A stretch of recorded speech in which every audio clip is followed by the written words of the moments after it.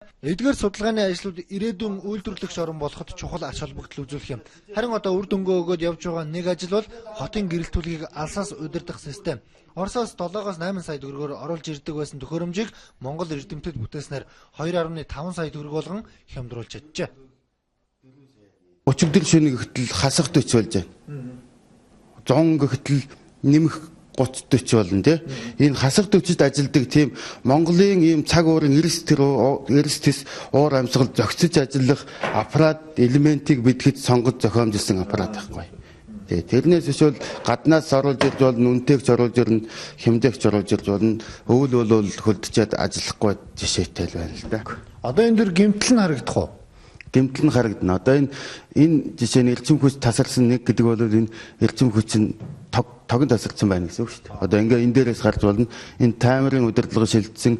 Одоо энэ хариу өрөхгүй 32 энэ тэргээ одоо энэ засвартай 29 гэдэг ингээд гарах жишээ нь. Тэгэхээр одоо эндээс шууд дуудлага өгөөд тэндээ засвар хийгээрэй гэд хэлээд авч болох нь байна тий.